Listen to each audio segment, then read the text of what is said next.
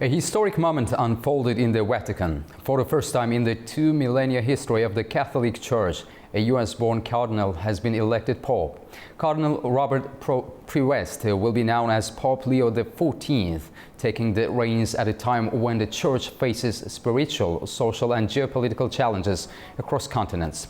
From the balcony of St. Peter's Basilica, Pope Leo XIV delivered his first remarks, calling for peace and unity, while paying tribute to his predecessor, the late Pope Francis. What does this moment mean for Catholics worldwide, and how might the Church's direction evolve under new leadership? Today on Context, we explore the theological, geopolitical and symbolic significance of his papal transition. Joining us to break down this landmark moment are Felipe Avilés, religious affairs expert based in Lisbon, Portugal; Gustavo de Aristegui, former Spanish diplomat, author and expert in international relations, joining us from Madrid; and Father Peter Stilwell, Catholic priest and theologian based in Lisbon, Portugal. Thank you all for joining us. It's great to have you on the program. Thank you for inviting me. Mr. Felipe Avilés, let's start with you. What factors led to the election of Cardinal Robert Prevost as Pope Leo XIV? Well, as for now, we can only speculate on exactly what the cardinals had in mind when they elected him. But I think the fact that Cardinal Prevost bridged three very different realities within the Catholic Church. He is an American-born, so he knows the American Church well. He knows American culture and American politics very well. Mm-hmm. The Vatican will have to deal very closely with the United States, as always, but especially at a time when the United States administration has taken the positions that it's been taking on the world stage. At the same time, he spent a great part of his ministry, both as a missionary and then later as a bishop, in Latin America, namely in Peru, so he knows the Latin American context also very well. He's a missionary, he knows the people, he's been on the neglected side of the church, amongst the poor, amongst the local communities in distant regions of the world. And then also he knows Rome very well. He spent the last few years in Rome as head of the dicastery for bishops. But before that, he spent 10 years in Rome as head of his religious order, the Augustinians. And so he is used to working in Rome. He knows the system, but he's not from Rome. That could make a difference. Ambassador Aristegui, how significant is that Pope Leo XIV is the first US-born pontiff in the history of the Catholic Church?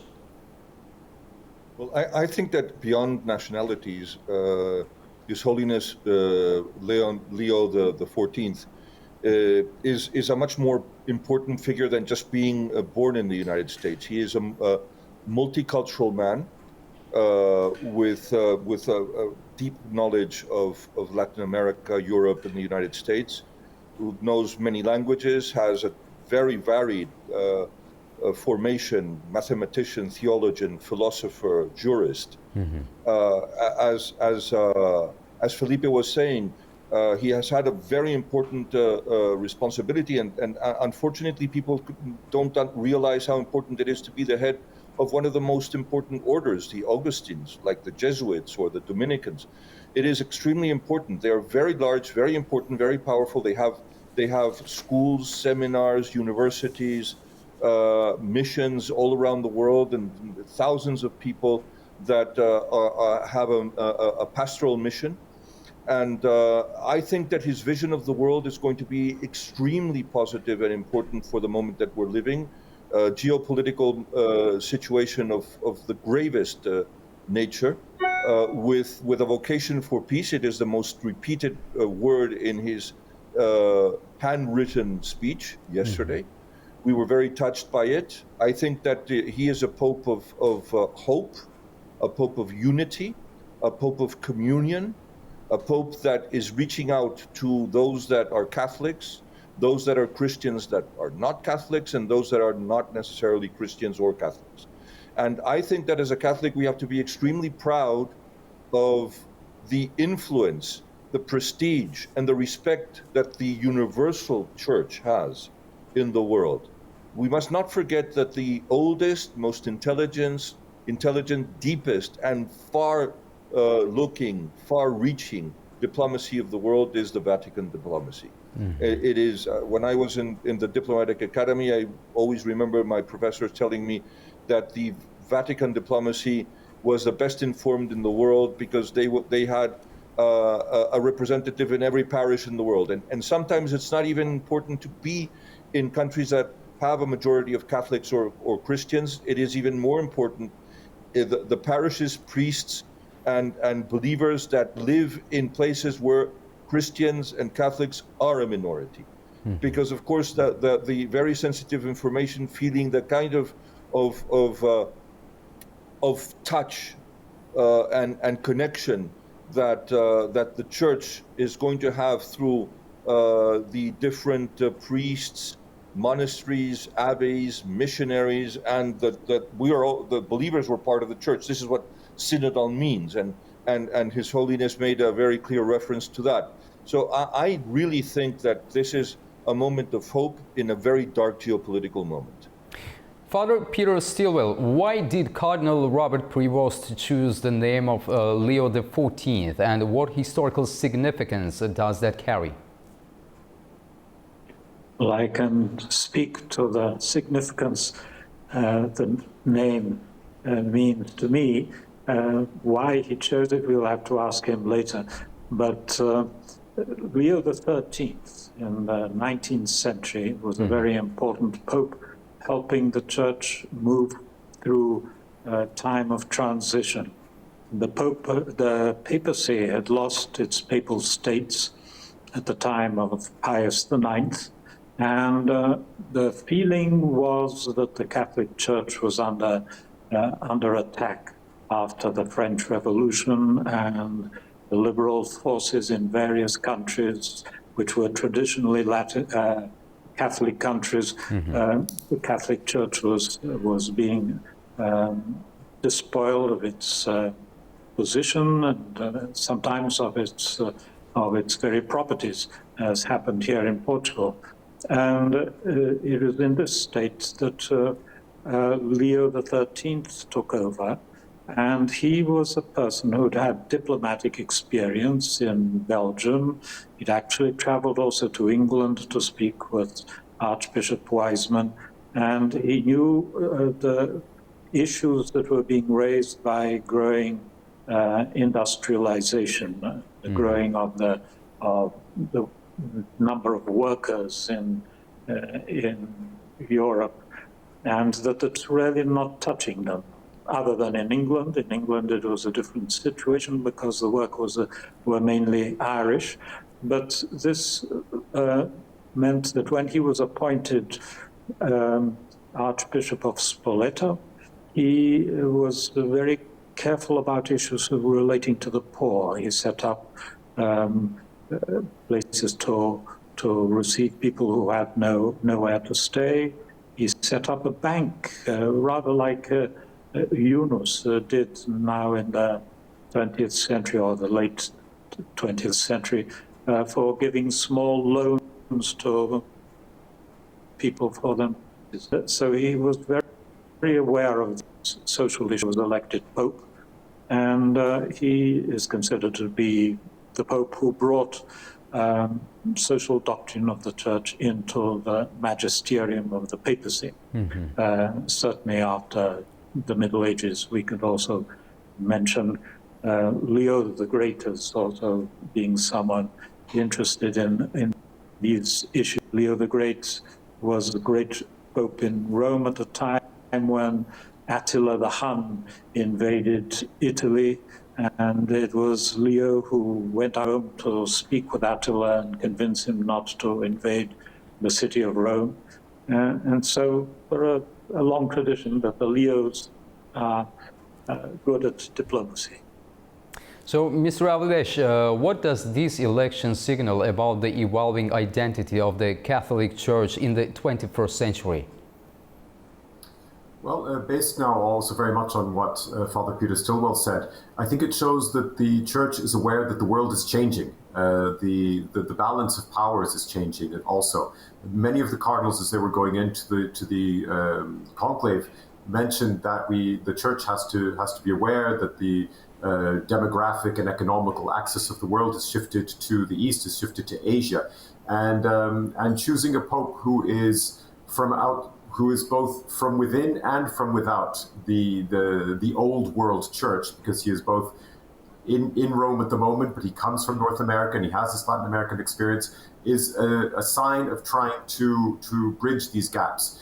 Also, I think, again, reflecting the choice of his name and his first words as he was elected Pope, the way he stressed the need for peace, and the way he told people, don't be afraid, evil will not prevail. I think this shows that the vision of the church now is not to focus only on itself, although there are divisions within the church that I believe he will also be preoccupied with trying to soothe, but a church that is capable of acting in the world as an agent for peace and confronting the powers that actually have the ability on the ground to try and make peace. The fact that he's an American will be a great help in that respect.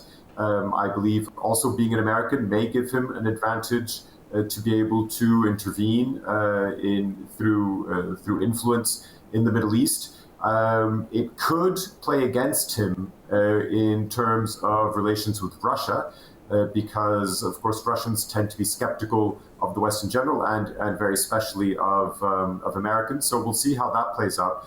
But definitely it shows that we're coming into an age of a papacy that could be quite long, could be up to 20 or more years, in which the Pope plans to treat the world not from within a fortress, but going out to meet world leaders and trying to make peace, much like the first Leo did, as Father Peter Stillwell said, and also with a great concern for the poor, for the needy, for the people on the margins of society, and that will present a continuation of Pope Francis's concerns as well. And we also know that as Bishop Cardinal Francis Prevost also stressed the need to accompany migrants and refugees and so on. And so these are, I think, will be the main concerns of a church that is ready to go out to meet the world and not necessarily waiting for the world to come to it. Ambassador Aristegui, what previous roles and experiences shaped Cardinal Robert Prevost's path to the papacy? Roles are of extreme importance. As I said before, he is a member of the Augustine order, which is one of the brightest and most brilliant of the church, with very important schools and universities all around the world. Right here in Madrid, where I am now, some of the best schools in this country that have formed some of the best scientists, jurists, doctors, or any other profession have come out of these schools. And I want to remind ourselves that the Augustine order was created inspired by St. Augustine, who was a Berber saint from the north of Africa, who was the Bishop of Hipona, and is a doctor of the Church, and one of the most important and relevant figures of the history of the Church. And I think that is a supreme influence and a supreme inspiration for the Pope, for his order. And again, I think that the papacy has moved from other types of priesthood to the priesthood of the orders. The previous Pope was a Jesuit, the first. The present Pope is an Augustine, the first. And this shows that the importance of the orders has been extremely miscalculated and ignored, even by the believers. I've heard some self-proclaimed specialists in Vatican affairs say that he has only has a limited experience as a bishop. Well, let me defer and let me disagree. Being the Father Prior, the head of the Augustine order, is as important, if not more, than many dioceses and archdioceses.